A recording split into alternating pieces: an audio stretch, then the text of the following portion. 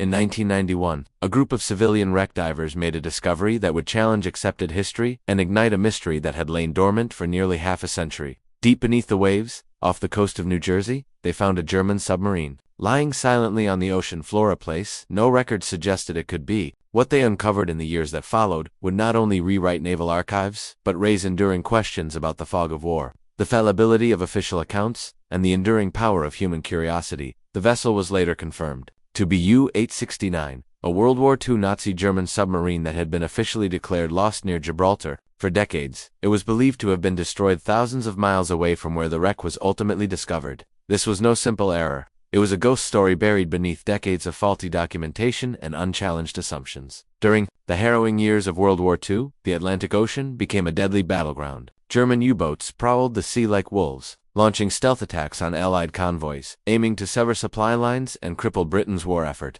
Among the many submarines deployed by the Kriegsmarine, U-869 was one of the most advanced. Launched in 1943, it was a Type IXC-40 long-range U-boat, nearly 250 feet in length, and outfitted with 6 torpedo tubes. Its mission, to operate far from German ports and wreak havoc in distant waters. U-869, under the command of Capitan Lieutenant Helmut Neuberg, set sail in late 1944 during the dying months of Nazi Germany's military campaign. According to surviving records, it was destined for the strategic waters near Gibraltar, a narrow passage where Allied shipping traffic was dense and vulnerable. But the situation inside Nazi command had deteriorated rapidly, with infrastructure in ruins. From Allied bombings and communication channels disrupted, confusion reigned. It's now believed that U-869's orders may have changed mid-mission, perhaps without the crew's full awareness.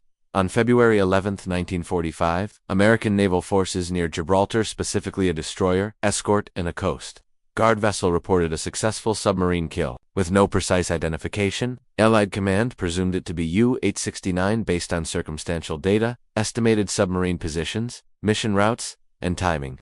The Kriegsmarine, battered and disintegrating, offered no counterclaims. With that, U-869 was officially listed as destroyed off Gibraltar. 56 sailors were declared lost, and the sub was consigned to a quiet corner of naval history. Its end, recorded but never truly confirmed. For decades, the story went unchallenged. Historians, relying on those wartime accounts, accepted U-869's destruction in the Mediterranean. But cracks began to form in the official narrative. No matching wreck was ever found near Gibraltar. Worse still, German wartime records, disorganized and incomplete by 1945, contained no confirmed transmission or navigational data placing U-869 anywhere near that area. Then came the most unsettling detail of all: radio silence. U-869 had last transmitted a status update while still in the North Atlantic. After that, nothing. No signals, no coordinates. It had vanished.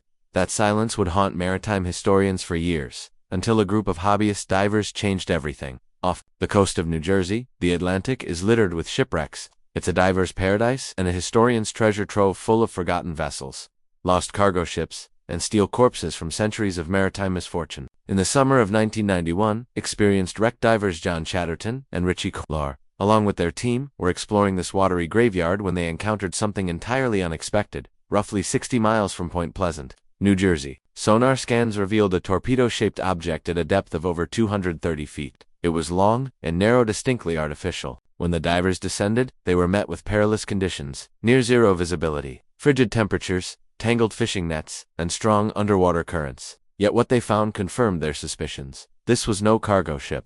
It was a submarine. No World War II U-boat had ever been recorded as lost in this area. The wreck had no markings, no hull number, no flag. The conning tower had partially collapsed, and the exterior was deeply corroded. The team nicknamed it U puzzle with no apparent answer. Repeated dives over the next few years brought more than just rusted metal. The divers meticulously explored the interior, risking their lives each time they penetrated deeper into the fragile structure. Slowly, pieces of the puzzle began to emerge. They found German-language gauges, pipes, and dials, some still stamped with the Nazi eagle and swastika. These signs confirmed the wreck's German origin, but not its identity. Then, a diver discovered something astonishing: a personal knife engraved with the name Horenberg, cross-referencing wartime crew rosters. The team identified the name as belonging to a sailor aboard U-869. It was the breakthrough they needed. Further discoveries included parts with serial numbers that matched records from Deutsche Schiff, Undemation, the German firm that built U-869. By 1997, 6 years after the initial dive to the United States Navy, officially confirmed what the divers already knew. The wreck off New Jersey was U-869.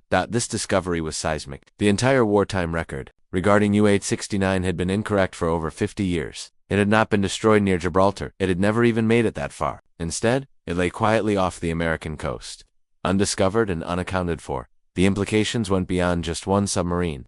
This revelation exposed the flaws in wartime reporting and highlighted how historical truths are often based on incomplete or inaccurate data. The divers, without any official support, had accomplished what governments and militaries had failed to do. They had given the lost crew of U-869 a real resting place. If U-869 never reached Gibraltar, why was it off New Jersey? One theory suggests that a malfunctioning torpedo circled back and struck the sub, a phenomenon known to have happened during the war. Damage inside the hull supports this, a blast pattern consistent with an internal explosion rather than an external depth charge. Another theory holds that U-869 was sunk by two U.S. naval vessels, the USS Howard D. Crowe and the USS Coiner, which reported attacking a submarine near the same location in early 1945. However, confusion remains. Why was the U-boat operating off the U.S. coast when its orders were to reach the Mediterranean? Could it have been redirected for a secret mission? Or did it simply go off course amidst the chaos of a crumbling Nazi command structure? The answers remain elusive, perhaps lost forever with the men who went down with her.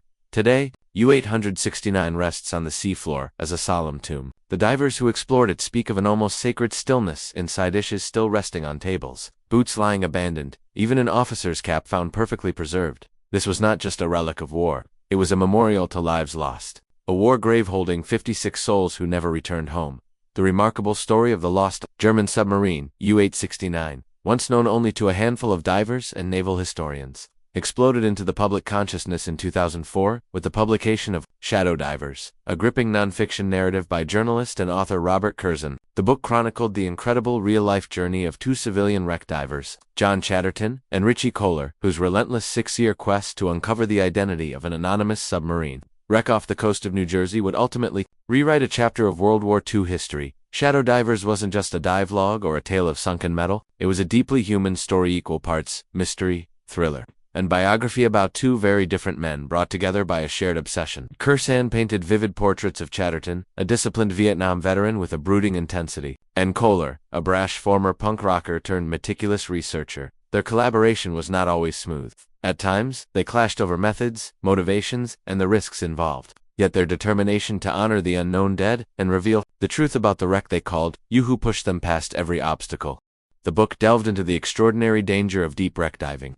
The dives to U-869's resting place, over 230 feet below the ocean's surface, were among the most hazardous imaginable.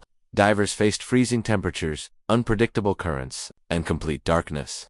The risks weren't theoretical. Divers involved in the expedition suffered injuries, and tragically, some lost their lives in pursuit of the truth. Curzon did not shy away from these sobering realities, giving readers a visceral understanding of the physical and emotional toll such exploration demands. Beyond the dangers, Shadow Divers also captured the emotional weight of the mission. For Chatterton and Kohler, this was never just about solving a riddle, it was about giving the lost sailors aboard U-869 the recognition and dignity they had been denied for decades. Each artifact retrieved from the wreck, each German inscription, decoded, each painful descent into the sub's crumbling interior, brought them closer not only to the truth but also to the men who had died there. Through painstaking research and archival digging, they eventually traced crew names, identified manufacturing parts, and matched serial numbers, proving beyond doubt that the wreck was indeed U-869.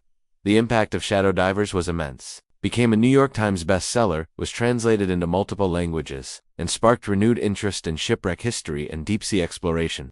Within the diving community, it became a touchstone proof that civilian adventurers, armed with determination and respect for the past, could accomplish what even governments and militaries had failed to do. The book inspired countless divers and researchers to look closer at the official histories they had once taken for granted. Ultimately, Shadow Divers is more than just the story of a lost submarine. It is a powerful testament to persistence, courage, and the enduring human need to uncover the truth, no matter how deep it may be buried. U-869's tale is a haunting reminder that history is never truly settled. Records can be wrong, memories can fade, only evidence endures.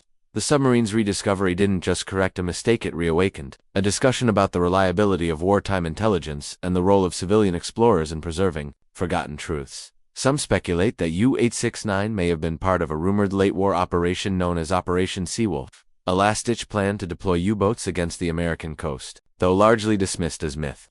The sub's presence off New Jersey keeps that theory alive. Even now, the mystery lingers. How did U-869 end up where it did?